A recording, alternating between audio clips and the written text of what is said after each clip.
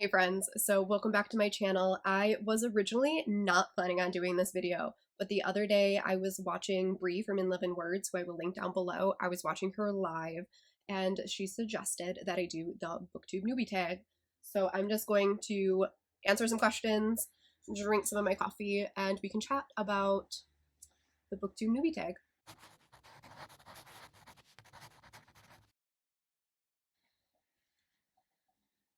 Okay, so I have not prepped anything for this video, so hopefully it doesn't get too rambly. I just did a quick search on YouTube and grabbed the 10 questions from the tag. I film on my phone, so I have my laptop off to the side. So if you see me looking off to the right, it's because I have my laptop up there with the questions. So question number 1 is, why did you start this channel? I kind of addressed this a little bit in my first video, which was my summer wrap-up, summer favorites. But I started this channel because I wanted a place to talk about books, which sounds like such a generic answer. I've been on Instagram and had a book blog for the last 3 years, and I love the short form picture-based setting of Instagram, but I also really like to have a place where I can just like rant and rave and go into detail about books, and that's kind of what I always did on my blog. But I was getting really like burnt out on posting to my blog. I felt like I had to post every day in order to stay relevant and growing because it's just kind of a dying platform and it is hard to come up with content for every single day. And then on top of that, I wasn't really reading blogs. I wasn't engaging that content anymore. And so I was starting to feel weird about writing and creating content on a platform that I don't actively use. So I kind of toyed around with the idea of creating a YouTube channel, since this, other than Instagram, is where I spend the majority of my time. And I just kind of decided to bite the bullet and go for it. So that's why I'm starting this channel. Question 2 is the question that I've been dreading, and it is, what are some fun and unique things that you can bring to Booktube? And I have no idea. I feel like everybody on Booktube is so creative and so cool and has all of these amazing ideas, and I'm just like, I don't know what I'm gonna do here. As of right now, I have some plans for a couple of vlogs and some recommendation posts. I'm kind of taking the type of content that I would post to my blog and I'm gonna bring it here and hope that somebody wants to watch it. I feel like there's this space for everyone on the internet and on Booktube and the Bookdarnet or whatever.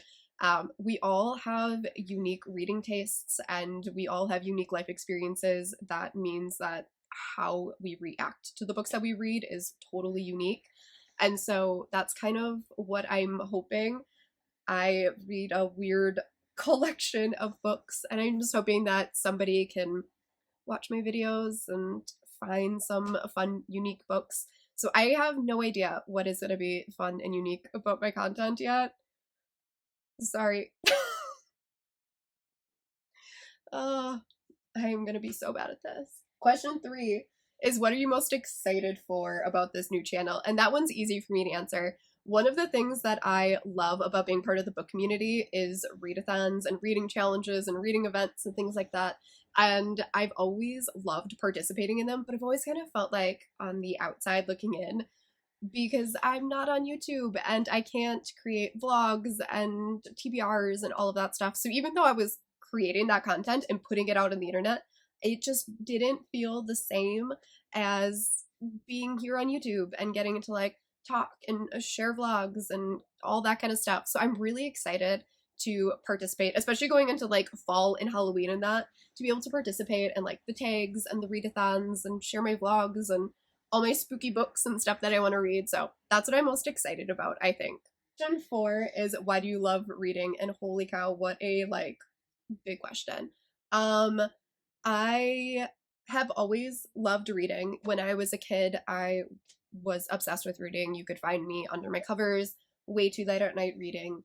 But when I started college, I was an engineering student and I got really burnt out in college and I had dealt with some like mental health things. And so I really fell out of love with reading. And then when I graduated, I suddenly had all of this free time. And I would come home from my 9 to 5 job and I would stand there and go, okay, well, what do I do now? And that was kind of where my love for reading kind of reignited. Was I had all this free time and I was like, well, what do I like to do? And I started to read again. Now reading for me is kind of escape. I work from home, like I said, and I will talk about this more, I think, in one of my upcoming videos. I'm not sure about when I'm posting all of these. I have chronic illness. I have ulcerative colitis, and because of that, I can't really go out much, especially now with the pandemic. I'm home all the time, so reading is kind of like my escape. So that's what I spend most of my time doing. It allows me to, I don't know, go out and experience things and travel, because I can't really do those things right now. So that's kind of the really, really long-winded reason for why I love reading.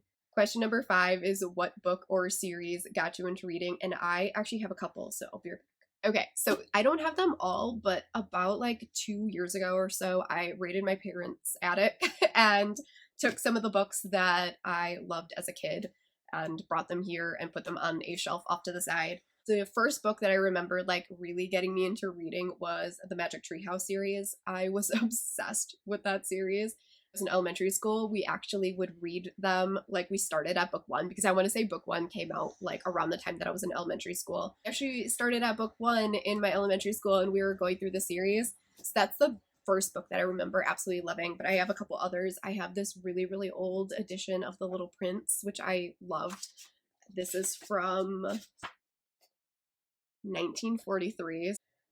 I also own every single American Girl book in all of the girls and all of the books for that girl, including the newer ones. Like there was a second one that came after this with some different girls. I own those too.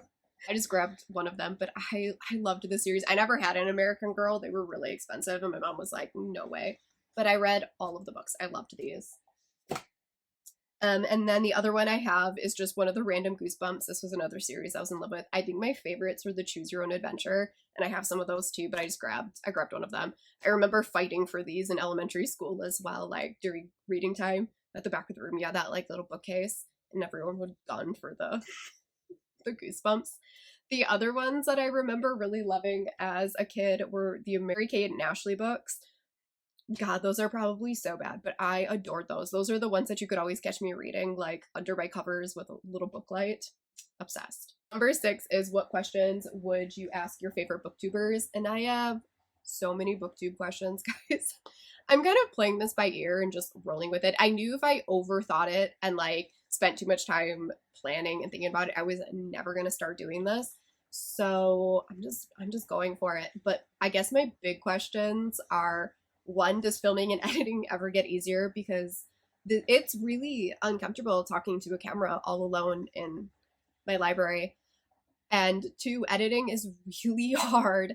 Like I spend so much time editing an iMovie, like it's unreal. And part of the problem is I say and like and way too frequently. So hopefully that clears up. And then my other big question is, when did you feel the need to update your filming equipment? I said earlier, I film on my phone, and this is like a brand new phone. So like, I know that the camera is pretty good quality, but like, I'm sure at some point I need an actual camera, right? Like, but like, when do I need to invest that money? Cameras are expensive. Verse 7 is, what challenges do you think starting a booktube channel will be the hardest to overcome? And that's a really easy question. The hardest for me is definitely going to be finding the time to do this. I am a computer programmer. I work in medical research, and so I work a 9 to 5 job. So even though I'm at home, my job is pretty demanding. We kind of run on like an abstract and funding cycle. So it's going to be very interesting to see how filming and that works during those really, really busy times of the year. Especially, I live in the north and it gets dark at like 4:30 for half of the year. So I can only film during certain hours, even with my ring light. I don't want the lighting to be absolutely terrible. So yeah, it's gonna be interesting to see how much I can keep up with this. So the timing and the filming time is going to be That's going to be the biggest challenge. Number 8 is, when did you start reading? I kind of touched on this. I have been reading since I was a kid. I have always loved to read. My parents are readers, so it's just kind of something that I've always done. Number 9 is, where do you read?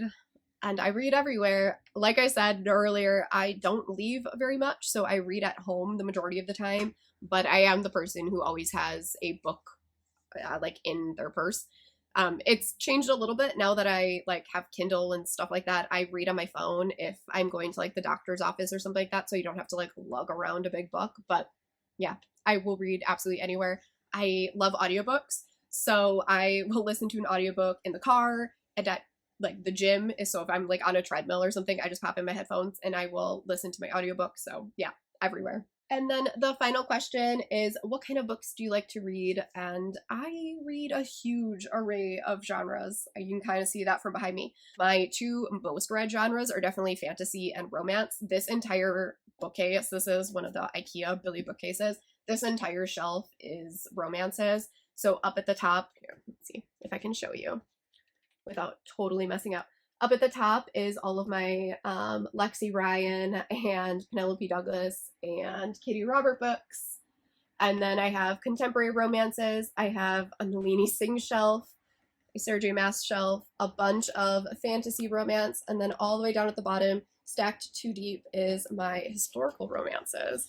So romance is definitely my most read genre. My other most read genre is fantasy, but I like my fantasy to have romance in it as well. I do read some horror. This is like my horror section, and some mystery thrillers, which are down here.